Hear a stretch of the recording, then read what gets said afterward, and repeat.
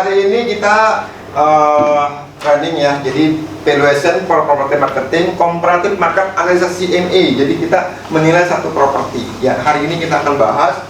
Ya, jadi Bapak Ibu silakan bertanya di sesi saya bicara. Kalau Bapak mau interrupt boleh. Ya, kita diskusi. Mudah-mudahan 1,5 jam ini bisa bermanfaat banget buat Bapak-bapak nih, ya. Silakan. Sebelum Anda melayani penjual dan pembeli, Anda terlebih dahulu harus mengetahui cara untuk menilai suatu properti. Ya, menilai satu properti. Sebelum Anda melayani penjual dan pembeli, Anda terlebih dahulu harus mengetahui cara untuk menilai suatu properti. Sebelum Anda menilai suatu properti, Anda harus dapat membedakan pengertian. Anda harus dapat membedakan pengertian nih, pengertian sekian bawah ini. Apa tuh? Pengertian nilai, harga, dan biaya. Ini 3 nih. Nilai, harga, dan biaya. 3 unsur ya. Nilai, harga, dan biaya. Ya. Kita balik lagi ke belakang. Kita bicara nilai apa sih? Nilai itu adalah hasil guna dari suatu properti, baik berwujud maupun tidak berwujud, dinyatakan dalam suatu mata uang dan pada tanggal tertentu.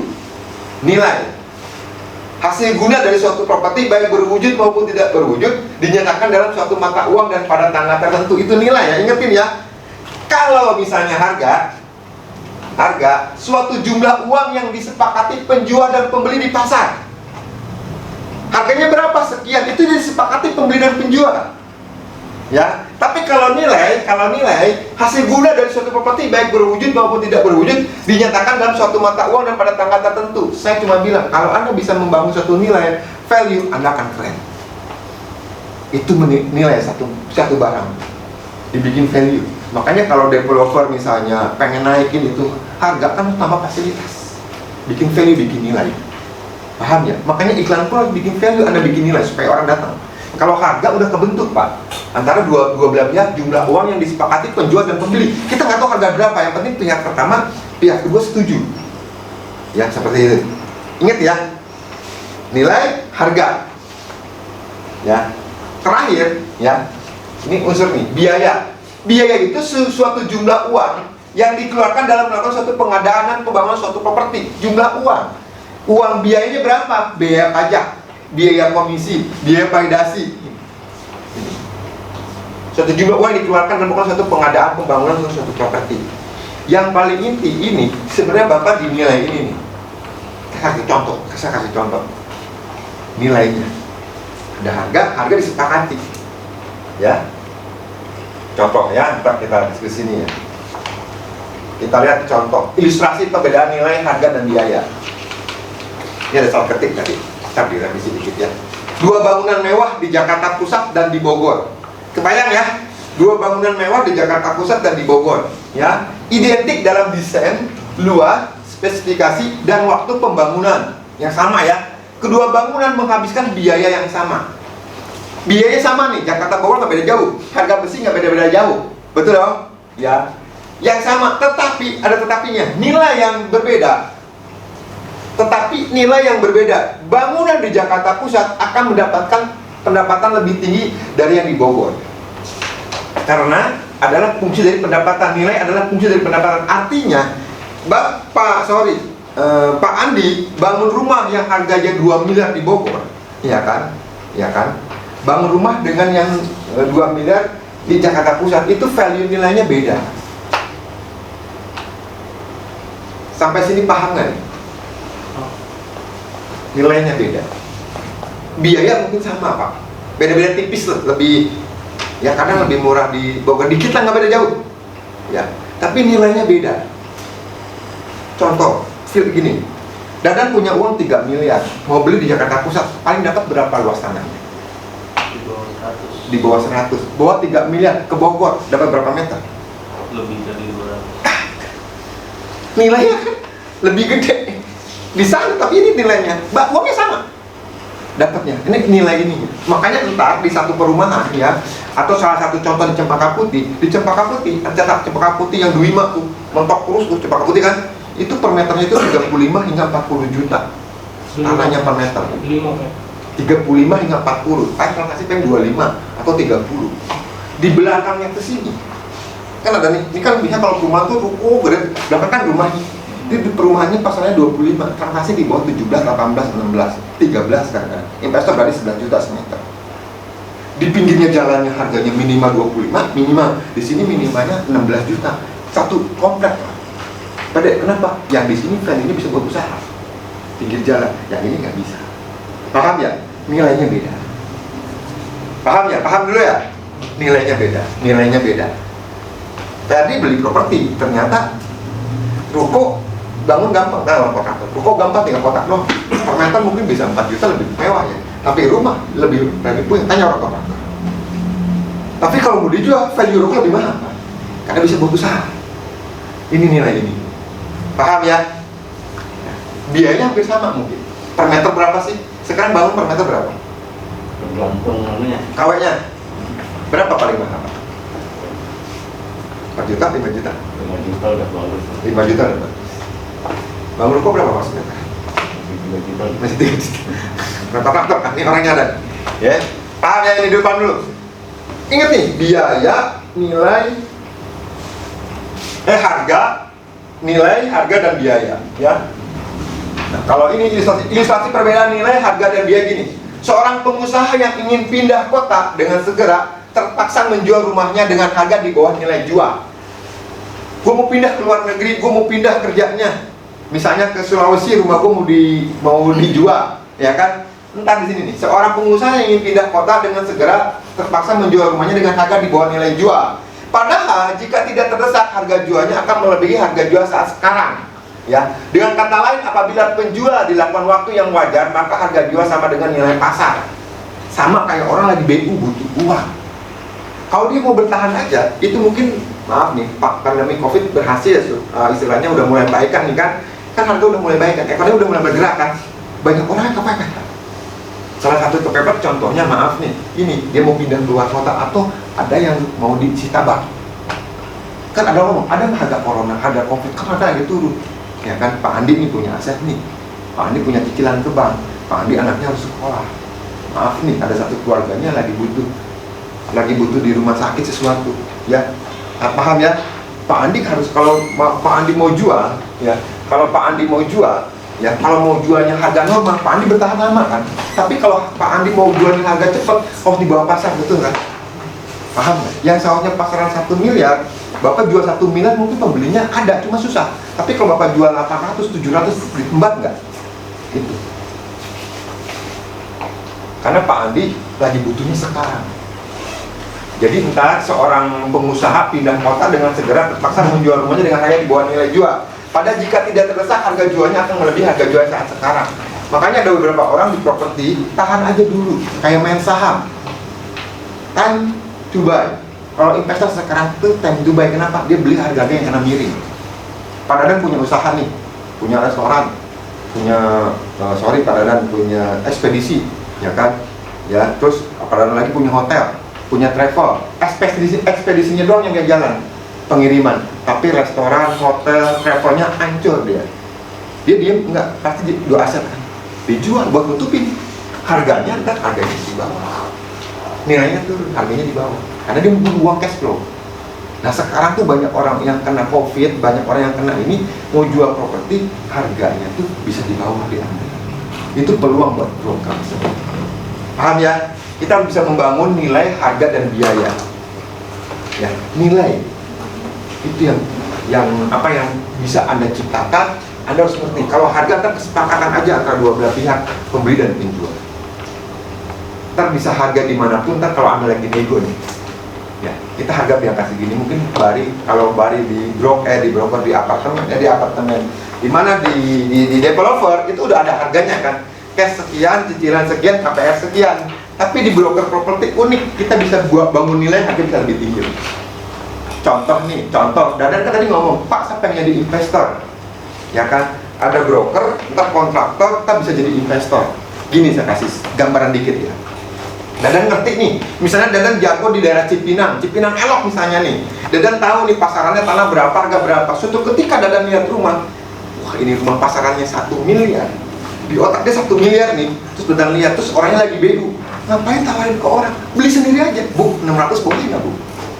dibeli 600. Oh jangan dong, ini lagi butuh, tabrakin aja 700 juta. Dia yang 700 kan, dia tahu pasar 1 miliar kan. Kalau Dadan dijual segini hanya 1 miliar, Dadan rapikan lagi. Panggil Pak Chandra, Pak, renovasi dikit lah, rapiin. Kalau kata perempuan, masukin ke salon, dipoles 100 juta. Dijual lagi bisa 1,5. Betul? Bukan 3%, bukan 2%, cuannya datang 30-40%. Itu tuh investor. Harus tahu. Jadi kalau ada properti, ini saya ngomong nih ya, di marketing di sini ada beberapa marketing saya juga investor, barang murah ditutup juga. Paham ya? Bukan hanya broker dapat komisi, lu kalau pintar lu beli juga, jual lagi. Istilah bisnis gitu loh. Broker buat 3%, duitnya ada, lumayan juga. Tapi kalau bisa lu kalau pintar, lu jual ini, Ferdi, Ju, Dadan, kumpulan punya duit, beli terjual lagi, lu pintar-pintarnya. Panggil dia kontraktornya. Bisa, makanya kolaborasi. Gak punya duit, pinjem no. Terus itu tuh Pak Ujang. Kolaborasi ya. Oke, sebelum saya berlanjut, ini ada yang baru nih. Ibu siapa? Ibu Bulan ya. Satu lagi Bu Yanti ya. Sama Pak Ferdi. Oke, tadi saya udah kenalan nih dengan mereka, jadi kalian datang telat. Saya sambil jalan aja ya. Jadi Pak Ferdi itu timnya Pak Victor ya. Ibu Bulan dan Ibu Yanti timnya Pak Bu Dewi. Nah jadi Pak Ferdi itu Bu Wulan tuh kontraktor juga tuh Pak Ferdi, satu jalur. Bu Yanti tuh interior design. Jadi Pak Dadang kalau beli apartemen interior sama Bu Yanti. Bu Yanti, Bu Wulan kalau nggak punya duit pinjam ke Pak Ujang, dia orang baik. Ya, kalau ada apa-apa misalnya ada rusuh-rusuh ke Dadang tuh. Jadi kalau mau bawa barang apa-apa pinjam ini mobil box ini Pak Amir. Ya, ini paham dulu ini ya. Paham dulu ini ya. Harga, nilai, biaya. Jadi ilustrasinya. Ini kita bicara sekarang mengenai ini. Ya. Komparatif market analysis adalah suatu analisa dengan memakai metode pembanding data pasar. Metode pembanding data pasar. Makanya Pak Pradi tanya, Pak Marco ini harus ada data pembandingnya. Kalau kata kita nggak tahu ngeblank.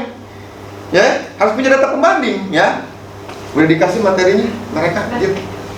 Pembanding didasarkan pada properti yang sejenis seperti properti di asset. Propertinya harus sejenis. Kalau enggak susah. Saya ngambil contoh bukan di sini ya. Saya ngambil contoh di Bintaro yang satu komplek. Bisa kalau komplek kan sejenis kan? Yang terus ada contohnya ya. Di bahasa Inggrisnya ini ya. Bahasa Indonesianya apa? Pembanding analisa pasar lah. Karena dikit kan ini. Ya, jadi pembanding nilai pasar. Nah tujuannya apa nih? Memberikan gambaran kepada pemilik properti tentang harga wajar. Saya garis bawah itu, harga wajar dari properti yang hendak di listing. Harganya wajar yang hendak di listing. Kalau harganya nggak wajar kayak Pak Ujang tadi, kagak kejual Pak.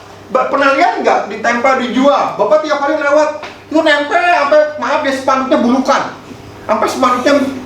sampai warna spanduknya hitam, sampai pudar. Pernah lihat kan? Ini rumah nggak kejual-jual ya. Berarti ada sesuatu. Bisa aja harganya nggak wajar. Karena orang nelfon kan berapa harganya sekian, dia nggak bakal nanya lagi, tutup nanti. Paham ya? Jadi Bapak harus tahu harga yang wajar dari properti yang hendak di listing. Jadi kalau ngelisting ntar, Pak Andi nitip rumah dong, berapa harganya 5 miliar? 5 miliar, iya aja. Padahal pasarannya di situ nggak 5 miliar. Karena Pak Andi nggak ngerti, nggak punya data. Cara menghitung, iya aja. Pak Andi iklannya pasarin, nggak bakal kejual. Nih kemarin nih, si Ricky closing sama si Debbie yang kongres hari kemarin itu di mana sih? Tanah Tinggi.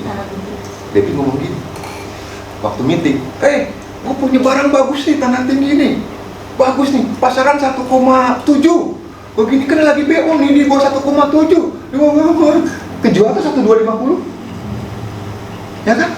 Cepet. Ricky punya database yang dulu mau beli nggak jadi, Pak ada barang murah Pak juga. Karena Debbie udah tahu marketnya di situ pasarannya 1,8, dia bukan dulu 2,3, turun, jadinya 1,7 hanya minggu ini, minggu depan dia naik lagi. Karena kenapa? Katanya dia mau bayar anak sekolah.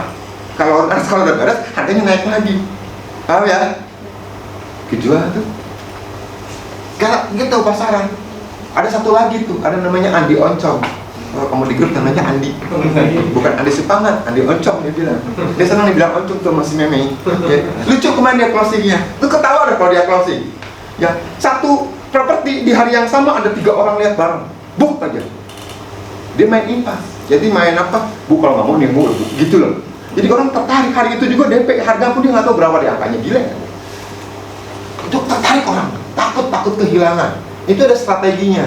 Pasarannya dulu dibuka berapa? 2 M lebih. Dibuka 1,8 kagak ada yang mau. Tahu 1,1, 1,2 aja dibuka nih 1,3, dia 1,250. Nepis ya, nepis tau nggak nepis?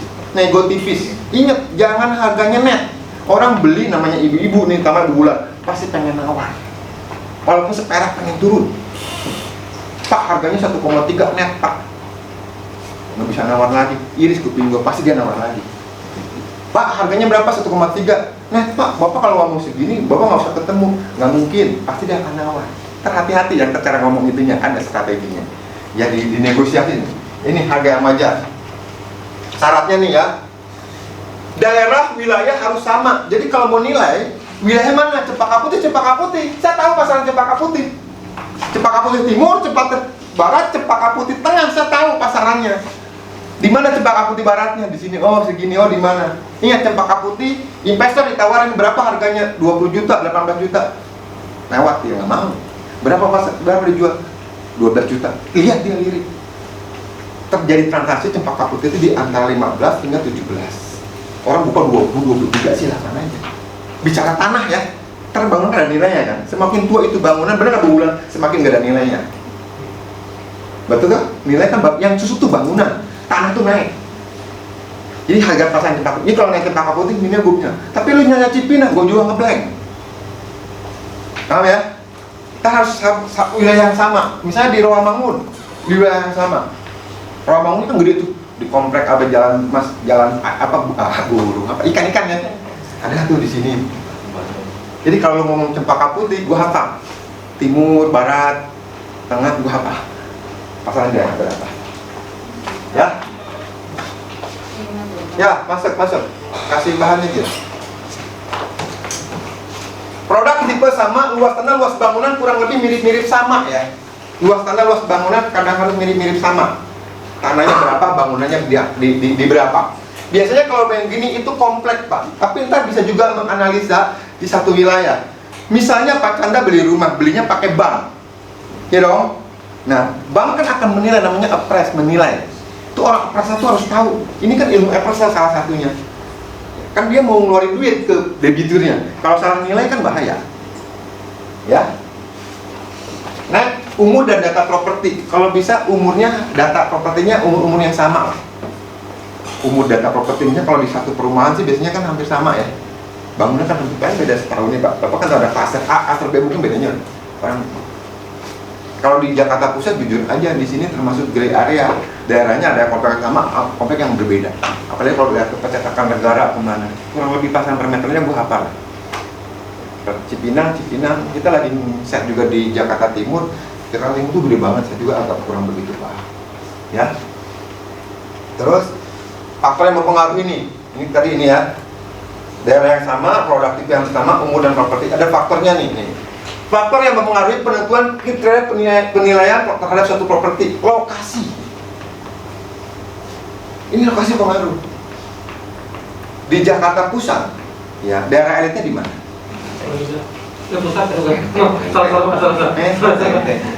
Gak apa-apa. Di sini kan yang salah nggak benar Pak Jur, nggak apa belajar. Menteng. Di Jakarta Selatan yang tempat elitnya di mana? Pondok Indah boleh, Kemang boleh. Ya dong. Jakarta Utara di mana? Kelapa Gading.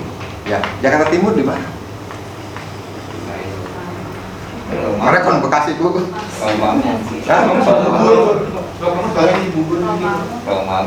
Jakarta Timur itu paling gede wilayahnya, paling nggak jelas jujur aja.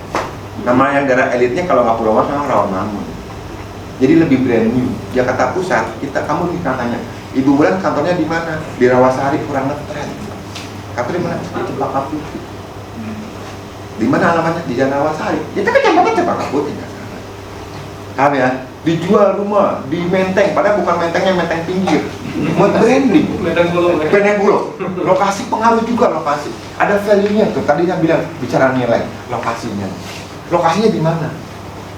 Ya, jadi ntar lokasinya yang sama. Jangan sampai ntar kita punya listingan yang di Cempaka Putih, ada lagi yang listingan di Pulau Mas. Pembandingnya beda. Paham ya? Beda. Harus yang sesuai dekat-dekat situ, sekitar segitu. Nah, data itu ada salah satunya data yang udah terjual. Ntar ada di sini data yang udah terjual, data yang lagi terlisting, data yang expire listing, yang udah lama gitu. Ada data-data, ada pembanding-pembandingnya. Ntar saya kasih contoh aja. Jadi pertama lokasi. Kedua, lokasi itu kenapa? Pengaruhnya apa? Satu, Cempaka Putih contohnya. Cempaka Putih dekat SMA 77, bukan tahu SMA 77. Itu banjir Bu, segini Bu. Cempaka Putih ke sini nih yang dekat Pertamina itu enggak. Walaupun bedanya nggak beda jauh, tapi harga per meternya beda. Karena kenapa? Karena ini banjir. Ya, paham ya? Karena ya ini banjir enggak. Banjir itu kalau kata Aprasa nih ada nilai susut, Pak. Nilai susut. Banjir apa enggak? Ya. Apa dekat sarana prasarana apa? Dekat sarana apa nih? Dekat sarana ini, semakin dekat sarana sekolahan, terus sarananya misalnya buat dekat pasar nggak jauh, sekolah nggak jauh, tempat misalnya sarana untuk pendidikan juga nggak jauh, itu dia harganya akan nilainya akan nambah plus. Lokasinya, ya. Nah, ini bentuk kapling. Ini orang bukan rata-rata tahu. Bentuk kapling itu yang favorit itu, ya. Bentuknya itu persegi panjang. Ya. Ini gini nih. Nih, 10 kali 20 atau kalau yang biasa sih 6 kali 15, ya kan?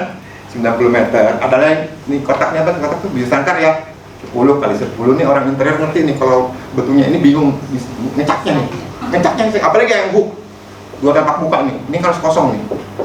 Ada lagi bentuk couplingnya, maaf ya, orang Chinese kecil belakang. Itu pengaruh juga, atau bentuknya trapesium nggak beraturan bentuk tanahnya.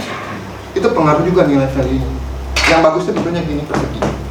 10, 20, 6, 15, 25, 35. Gampang ngecaknya, paham ya? Tapi kalau bentuknya trapesium, bentuk coupling itu pengaruh juga dari harga. Akan mempengaruhi. Lebar depan 10, ya. Panjang 20, lebar depan 10, lebar belakangnya 8. Ya. Bagi sebagian orang, terutama yang Chinese, yang percaya Feng Shui, nggak hoki, jelek. Lebar depan 10, belakang 15. Bagi sebagian orang Chinese, hoki, bagus, duit masuk nggak bakal keluar, kumpul dia di situ. Banyak. Itu akan mengambil nilai, ya, bentuk coupling. Bentuk coupling yang bagus ini, ada juga bentuknya trapesium. Makanya kita kalau ketemu orang, tanahnya seperti apa, lihat di gambar situasi di sertifikat. Oh, bentuknya ada kelihatan tuh gambar situasi bentuk coupling. Di sertifikat pasti ada. Ada dimensinya 1:500, 1:210, 1:1000. Ya, arah mata angin. Yang favorit nih, yang favorit selama saya di ini, nggak semua ya. Arah mata angin yang favorit itu kalau nggak timur, selatan. Kenapa timur? Karena timur itu, ingat ya, cahaya matahari pagi, seger. Kalau barat cahaya matahari siang itu bahaya, panas, lebih cepat rusak. Kalau orang interior nanti ini ornamen lebih cepat rusak, ornamen kayu lebih cepat rusak. Pengaruh juga. Ada juga bilang gini, Bari punya istri tanggal berapa lahirnya, kamu tanggal berapa, istri tanggal berapa, di combine kata Feng Shui, kamu cocoknya selatan tenggara. Lu nggak bisa beli yang lain, harus tenggara nih. Walaupun menurut kita timur bagus karena cocok kata Feng Shui harus ke barat, dia tetap udah barat. Ada orang seperti itu. Oh ya, nah Feng Shui. Tapi arah mata angin ini kadang-kadang pengaruh. Di Kelapa Gading, di Sunter, karena saya pernah jualan di Sunter, rata-rata orang nyarinya ke hadap timur dan selatan. Tapi kalau orang-orang percaya ke Feng Shui, dia bukan arah mata angin, tergantung lahir dua-duanya. Supaya jangan cerai, supaya hoki, nggak boleh ke kiblat. Banyak banget loh. Tangga pun di itu, harus 21. Masuk pintu pun di itu. Harusnya ini ke dalam, nggak boleh keluar. Jadi pas orang masuk ke dalam, rezekinya masuk ke dalam. Gitu. Ini. Ya, lokasi. Bebas banjir, dekat sarana prasarana, bentuk coupling, ya. Pengaruh nilai properti. Makanya tadi nilai pas listing. Oh ini ya, oh ini ya. Ya. Nah, kondisi bangunan. Ya. Jumlah lantai. Kan kalau kita bicara bangunan, kan tadi saya bilang, kalau dijual rumah, hitung tanah aja, berarti bangunan udah gak ada nilai. Kenapa? Mau dirobohin kan? Ya. Oh Pak, ini kan segini, tanahnya per meter misalnya 10 juta, bangunannya per meter berapa? Kita hitung aja, gamblang secara hitungan kasar. Oh bangunan kalau kata Pak Chandra, kalau rumah lama sekitar 2 jutaan lah ya. Kalau dia bangunnya 200, 400 juta dah ya. Tanahnya 10 juta, ini 200 nih. 200 kali 10 juta berapa? 2 miliar kan? Berarti tanah plus bangunan 2,4 kan? Dia buka 3,7, mahal. Mahal banget ya, padahal produk. Tapi di situ sarannya ada plusnya nggak? Mungkin bentuk couplingnya, mungkin tidak banjir, mungkin bentuk tanahnya, paham? Atau jalan depannya lebar, kan banyak ya? Atau di situ bisa buat usaha, itu ada faktor plusnya. Nah, kalian harus tahu. Gambarnya seperti itu, makanya kalian harus tahu itu harga tanah di situ berapa yang paling inti. Kalau bangunan, kalau di meter dihitung 6 juta, 7 juta, 10 juta, dia teriak pasti mahal amat, betul nggak? Bangunan tuh mentok aja 5 juta, 6 juta tuh udah the best tuh. Udah KW1 tuh, bener nggak Bu Bulan? Paling murah 3 juta ya. Itu pun besinya yang berapa inci? Kalau udah tua kan ada bangunan susut nih. Kadang-kadang bangunan nggak dinilai loh. Pak, ini mah beli tanah doang, Pak, bangunannya nggak ada, jangan ngomong ke depan owner ya, bisa dinaki loh. Enak aja loh, ada nilai story bangunan ini gitu. Nah, jangan juga ya. Ini jumlah lantai, banyaknya ruang ya, spesifikasi bahan bangunan. Kalau saya nggak ngerti ya, orang beli rumah nggak mungkin loh, orang beli rumah. Pas lihat nih, dia beli nih. Orang pintar dia nggak mungkin, oke, dia malam datang lagi sendiri di survei lingkungannya. Di situ ramai apa enggak? Aksesnya gimana, paham ya? Pas banjir dia akan datang. Terus pas mau beli nih yang pinter nih, pura-pura ke sebelah nanya ke tetangganya, ini rumah gimana? Oh dulu bekas pembunuhan, Pak, nggak jadi loh. Dia akan nanya histori rumah ini gimana. Orang yang mau beli bisa, kalau mau serius dia akan keliling sendiri. Yang gilanya sendiri, boleh keliling sendiri, masuk lagi ke pemilik langsung. Dia ngetok, nggak kita itu yang nggak boleh. Ya, istilahnya kita di bypass. Next, nomor 3 ya. Fasilitasnya air bersih di situ ada nggak? Airnya tanah apa air pump? Oh, di sini air tanah. Bagus apa enggak? Dia lagi, Pak, ini mengandung besi, airnya kan bekas sawah dulu rumah di sini. Nah, itu pengaruh loh. Oh, bersih, Pak, di sini bagus, Pak. Wah, nggak ada, Pak, di sini 21 meter ke dalam, Pak. Bapak bisa minum nih air tanah di sini. Itu ada nilai plus juga, paham ya? Ini pump, Pak. Oh, Pak. Ada di tempat-tempat tertentu seperti di Karawaci, air pumpnya namanya di treatment itu bisa diminum kayak di luar negeri. Ya kan? Di tempat-tempat tertentu ada komplek-komplek tertentu seperti di Karawaci itu bisa diminum. Di Jakarta Pusat nggak ada ya. Ya kan di rumah gue juga nih, gue nggak bisa masak pakai air itu, air tanah. Masaknya beli aqua lain yang minum, kalau nggak salah aqua yang buat masak tuh apa sih namanya yang warna kuning tuh? Ya orang itu apa sih? Intinya orang? Apa sih? Apa sih? Kayak.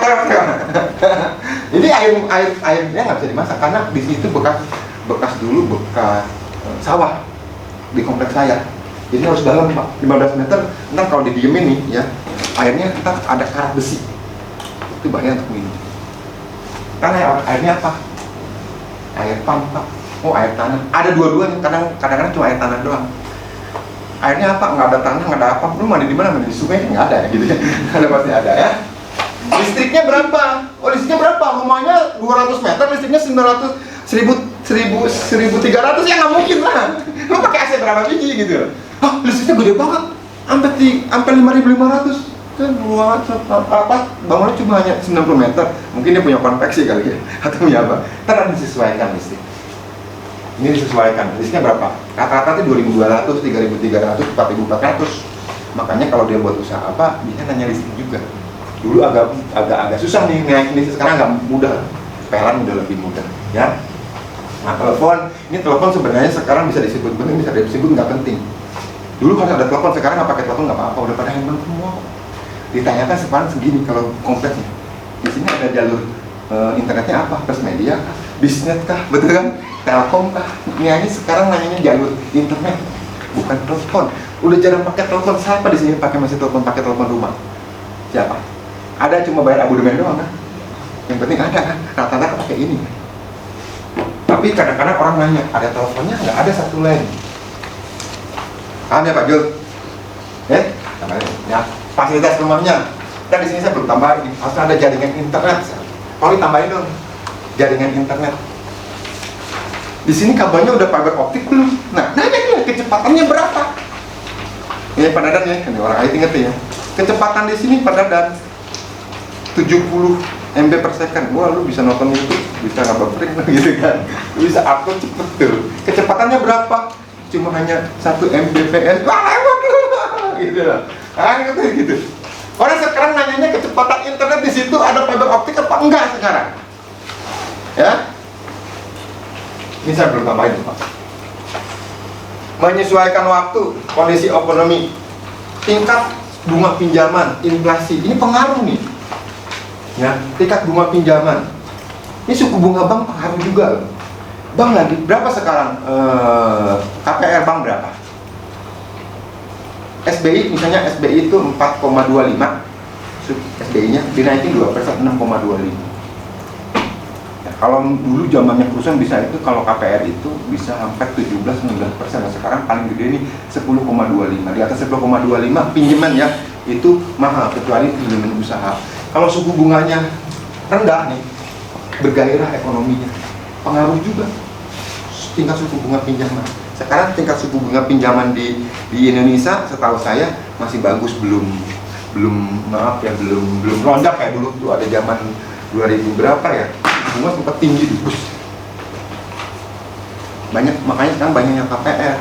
Tapi maaf, ada sebagian orang sekarang KPR itu riba. Nggak mau dia pakai KPR. Kita udah kerjasama dengan syariah, BNI Syariah, Mandiri Syariah, Muammar Syariah. Jadi kalau dia nggak mau bisa juga. Paham ya? Ada orang mau beli nggak mau pakai bank konvensional, di otak dia riba.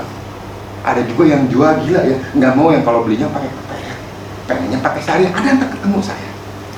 Ya pokoknya kita mah iyain aja lah. Inflasi juga pengaruh. Sekarang kan denger nggak Singapura resesi? Dari tahun berapa baru sekarang resesi? Kan gara-gara COVID ini kan banyak. Inflasi kita juga. Sri Mulyani mencanangkan pertumbuhan kita tuh 5,2-5,1%. Kita sekarang malah cenderung minus. Maaf ya, banyak pengangguran di mana-mana, kejahatan yang di mana-mana. Pengaruh. Ya, ini kondisi ekonomi pengaruh. Makanya sekarang kita di kondisi seperti ini, lihat orang yang banyak duit. Ingat, duit itu tidak hilang, duit itu pindah. Pak Jul bisnisnya hotel, Pak Jul bisnis travel, kolek nih, kamu bisa kesehatan, duitnya pindah ke bapak kesehatan. Interior lagi mantap nih, ya, Pak Dadang bisnis telekomunikasi, pindah ke duitnya ke Pak Dadang. Ya telekomunikasi lagi kenceng. Siapa sih nggak pakai kuota sekarang? Siapa sih nggak beli beli kuota? Duitnya ada di sini. Kalian harus pintar. Mana yang punya duit? Makanya ada beberapa yang iklan nih. Padahal udah pasang kan ditanya, ada harga corona nggak? Ada harga di bawah pasar nggak? Itu tuh investor tuh. Yang pasarannya 1 miliar, dia tawar tuh gila-gila bisa 600 bisa 700. Kalau orang udah kepepet Pak, dijual berapapun dijual. Ini ada kasus Pak Eman, udah kepepet Pak. Kalau mau disita, dijual nih harganya. Ya tahu nih, yang inflasi ya. Next, kondisi politik. Kondisi politik ya, udah nggak ada cebong dan kampret ya. Udah nggak ada cebong dan kampret. Dulu kondisi politik orang investor mau real, politiknya aman kan, ekonomi juga bahaya. Keamanannya nggak nyaman. Ya kondisi politik udah alhamdulillah bagus. Ya, kondisi alam. Masih ingat nggak dulu ada tsunami di Aceh? Ada beberapa orang yang rumahnya di Pasir Putih, yang di Ancol, pada pindah. Tsunami-nya di Aceh, rumah yang di pinggir pantai pada pindah. Jadi propertinya kasihan, takut tsunami katanya. Gempa-gempa dikit orang rumah, paham ya? Pernah nggak tahun berapa ada kejadian gempa Jakarta? Orang yang punya apartemen pindah, nyarinya yang punya duit ya, yang nggak punya duit di situ tetap. Yang punya duit cari rumah. Itu kondisi pengaruh. Ada daerah-daerah tertentu seperti di Padang, maaf ya Pak Jun, ada daerah tertentu di Padang itu kan sering gempa. Di Jepang sering gempa, ya kan? Makanya seperti itu. Kondisi alam pengaruh juga. Salah satunya tadi kondisi alamnya, banjir nggak di situ? Sekarang nggak Pak, udah di beton Pak, udah namanya tuh Mama Ahok tuh, udah ada banjir karena timur, karena barat, udah di beton. Dulu sekarang udah nggak banjir. Oh banjir Pak, banjirnya segini Pak, nggak pakai dibeli Pak. Orang banjir. Ya, kondisi alam. Oke. Ini peraturan pemerintah juga pengaruh. Kan ada KDB, KLB-nya, paham ya? Nah itu kebijakan, yang punya kebijakannya disobok sama si yang punya duit, dibikin aturan beda. Ini kebijakan pemerintah gak mempengaruhi juga. Pengaruh nilai seperti itu, ya.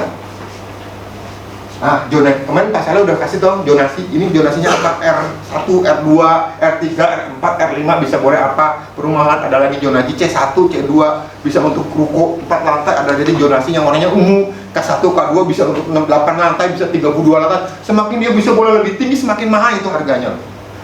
Saya beli di jalan nih. Oh Pak, ini nggak bisa buat ruko, harga murah. Oh ini bisa buat 8 lantai, bisa harga 2 kali lipat Pak.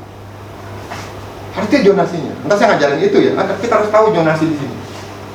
Untuk apa peruntukannya? Dan ingat juga di situ ada pemotongan jalan apa enggak?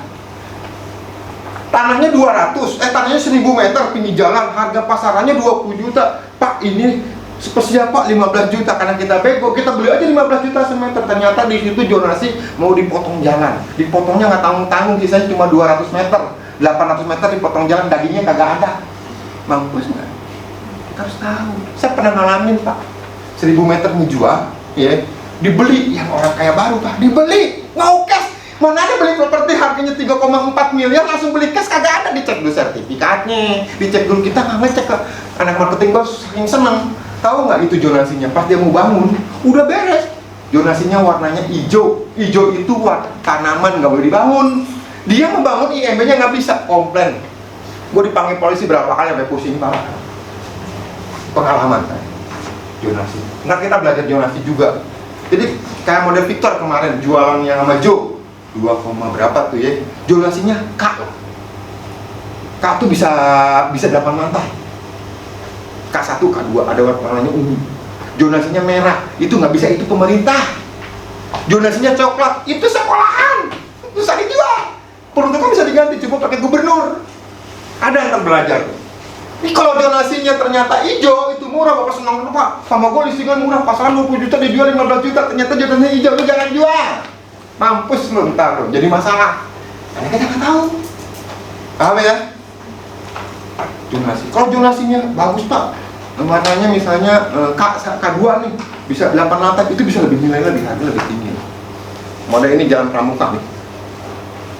Pramuka ya, itu K2, K3, tapi maksimal bangun misalkan 16 lantai, nggak boleh 32 lantai. Nggak boleh, nggak ada kan bangunnya 32, paling tinggi 16 lantai. 8, 16. Ada aturannya. Ada KDB, KLB, hari ini nggak belajar itu ya. Pembatasan jumlah tanah di belah kanan. Ini yang nama KDB, KLB. Luas tanahnya misalnya 1000, bisa dibangun berapa meter? Kalau luas tanahnya 1000 bisa dibangun cuma 200, 800 meter kemana? Orang nggak mau, orang bisnis. Misalnya nih, Pak Ujang punya tanah nih 2000 meter di salah satu tempat di Jakarta Timur, bisa untuk komersial. Pak Ujang ketemu Pak Chandra. Chan, gue punya tanah nih 2000 meter. Supaya jadi gimana kata Chandra? Lu bikin ruko aja Jang. Berapa biji ruko bikinnya? Ya kalau jadi ruko 10 nih. Kata ruko berapa? Ya 3 miliar. 10 kali 3, 10 kali 3, 30 miliar dong gitu dong. Modal lu berapa? Gue dulu beli gini-gini. Kata Chandra nih, terus Chandra Ujang ngomongnya ke ulang. Lah, Ujang pintar nih, gue punya tanah nih. Ntar gue cek dulu donasinya. Ngapain lu bikin ruko? Rugi lu. Bikin apartemen bisa nih, 30 lantai betul dong. Satu lantainya dijual 5 miliar. Lu bikin 30 lantai udah berapa tuh? Bener nggak? Paham nggak? Ini bisa apartemen, lu bikin ruko rugi. Cuannya dikit, lu cuan cuma 3 miliar. Kalau bikin apartemen lu gede, paham sama saya? Lu tahu itu bisa ruko kan 4 lantai. Zonasinya bisa 8 lantai, bisa 16 lantai. Bikin apartemen. KDB-nya bisa gede, bikin seperti itu. Itu yang nggak ngerti. Kalau ngerti tahu. Impact-nya makan tahu nih. Contoh, salah satu contoh nih. Lu tahu nggak tuh di ujung itu tuh tanah siapa? Di perapatan Pramuka tuh yang dulu. Ini kan ada Green Pramuka. Nah mau, di situ di ujungnya ada tanah tuh. Tanah siapa itu? Oh itu kan tuh komplek tuh. Jadi bangun konsep kayak Holland Village. Ada mallnya, ada apa? Betul dong. Value ini sudah dibikinlah nilai. Itu yang maksud gua, nilainya harus ada nilainya. Nilainya itu bisa dibangun apa? Ya. Oke, sampai sini ada pertanyaan sebelum saya berlanjut lagi.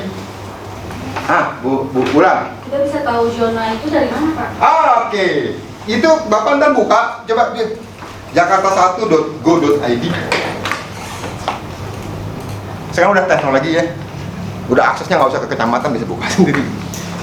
Jakarta1.go tuh government ya. Jakarta1.go.id. Coba aja buka aja. Oh, jakarta1.jakarta.go.id. jakarta1.jakarta.go.id. Catat, ntar kalian di rumah searching bisa. jakarta1.go.id. Ini kalau gede nih agak lama biasanya dia. jakarta1.jakarta.go.id. Jakarta satu huruf yang Satu. Nih. Jakarta satu. Nih, ini Monas kan? Ini bentukannya apa? Coba ntar kasih yang warna aja. Di mana ya? Bukan ini nih, keluar dulu. Ini coba ini. Coba. Ini J. Nih.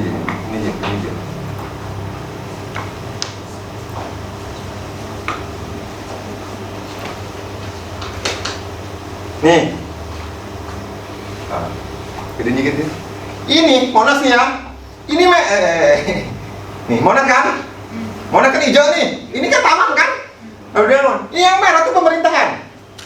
Jadi kalau ketemu ini merah nggak bisa dijual ya, nggak bisa dijual. Kecuali lu udah pindah sono ke Kalimantan, boleh dijual. Sekarang nggak bisa dijual dulu. Kecuali udah barter nih sama Kalimantan. Gua atau di Kalimantannya kapan? Gua nggak tahu deh. Ya, lu dipindahin udah ke Kalimantan dulu. Nggak tahu deh. Nih kuning ada kelasnya. R1, R2, R3 bisa peruntukan apa? R5 salah satunya bisa buat usaha. Bisa buat salon, tapi nggak bisa buat usaha yang sifatnya gede, nggak bisa. Ada peruntukannya, ya. Gede dikit nih, yang ini ungu, ini gedung misalnya nih, bisa buat gedung, ya. Saya nggak ngajarin ini ya, enggak ya, enggak. Ini materinya beda lagi. Ada ADB, KLB, ini berapa, bagaimana ngitungnya itu ada materi lagi ya. Makanya tiap Sabtu datang, kita aja supaya kalian pintar. Nah, kalau udah pintar gimana ya? Jangan kagak kamu dari sini canda, ya. Ntar ngajarin sendiri. Yang penting jakarta1.jakarta.go.id. Simpen ntar kalian kepoin sendiri di rumah ya. Paham ya? Oke, ada pertanyaan lagi? KDB-nya ada, airnya berapa ini. Kalau ada pemotongan jalan ke kecamatan ya, bikin ke apa namanya, pelayanan terpadu satu pintu kecamatan masing-masing. Jadi kita konsennya ke yang ungu sama yang kuning. Enggak semua Pak. Semua Pak. Bapak dapat listingan nih. Iya. Jakarta ya. Bapak Bekasi belum Pak. Gua nggak tahu Pak. Ini Jakarta dulu Pak. Gua nggak Bekasi belum tahu. Bapak lihat per kecamatan ada Pak. Ya kepoin aja. Saya nggak bicara, kalau saya bicara membahas ini nih, perlu lagi 1 jam Pak. Saya cuma bilang ke Pak Canda, Pak Nipiro 1 jam lagi. Saya nggak ngebahas ini. Ntar Dadan banyak kayak gitu juga. Lu kepoin aja sendirilah. Gue udah kepoin soalnya. Ya, yang penting gue kasih itunya. Gue kasih pancingnya, ntar mancing sendiri deh. Ya. Next. Ada pertanyaan lagi? Pak, kan saya pernah dapat yang hijau nih Pak, zona hijau. Nah, katanya kan bisa dijual juga ke pemerintahan, kadang-kadang bisa masuk ke yang beli pemerintahan dalam bentuk proyek dan sebagainya. Bisa. Gimana? Bisa. Bisa, pemerintah ambil bisa. Pemerintah kan punya dana. Ya Pak, bulan. Kalau properti tersebut Ya. mau dijual dikarenakan orang tersebut pegawai negeri akan ada pemeriksaan dari KPK. Dan pembeli sendiri itu bahaya nggak Pak dan penjual? Maksudnya? Yang beli rumah maupun kita yang jualin bahaya nggak nanti akan dijadikan saksi-saksi? Kemarin ada kasus di Cempaka Putih, kalau nggak salah dijual properti 5 M-an, ternyata yang punya propertinya ditangkap KPK Bu. Nggak bisa dijual Bu, dibekukan Bu. Kalau memang udah terjadi transaksi? Kalau udah terjadi transaksi, Baru ketahuan? kalau udah transaksi kan transaksi itu udah balik nama apa belum? Sudah. Kalau udah balik nama ketahuan, ya kan yang kena kita. Kalau kita beli apa penjual Bu Kita posisinya? penjual. Dan Penjual. keamanan pembeli gimana? Dan si pembeli sendiri aman nggak gitu walaupun sudah terjadi AJB baru ada pemeriksaan? Saya belum paham nih pertanyaan itu, maaf ya. Ini bicara hukum. Ntar suatu ketika, Sabtu kapan, kita bicara legalitas ya. SAM itu apa, SPGB itu ahli waris seperti apa, jika jual beli ada masalah kayak tadi itu, ketangkap, ada segala macam ya Bu ya. Kita akan belajar, ada materinya tuh, namanya legalitas. Mengenai hukum itu lebih kompleks ya. Itu lebih kompleks dan lebih menakutkan. Kalian terus di sini, waduh, gue nggak jadi jangan. Tapi harus pinter Pak. Karena tangannya SHM ke HSGB jadinya berapa lama sih? Biayanya berapa? Kalian nggak ngerti gitu kan. Kayak tadi, contoh, sorry Bu Bulan. Jadi intinya, saya menganalogi. Pak Dadan punya properti. Iya. Ya, mau dijual? Mau jual? Dibeli sama Pak Andi? Iya. Oke. Pak Andi beli, yang Pak Dadan pegawai negeri. Iya. Mana pegawai negeri? Tapi nggak korupsi dia, orang lurus deh. Oke, dia pegawai negeri itu dibeli sama Pak Andi. Udah balik nama kan? Sudah. Udah kenal Pak Andi. Iya. Terus Pak Dadannya ternyata maaf nih, Lagi dalam pengecekan KPK misalnya. Tapi udah status bagi nama Pak Andi? Sudah, misalnya seminggu udah berjalan. Udah berjalan, tapi udah bagi nama ke Pak Andi ya? Pertanyaan Ibu. Pak Andinya itu ikut terseret nggak? Pak Andi nggak tahu menang. Tahu, saya beli. Beli, Saya beli.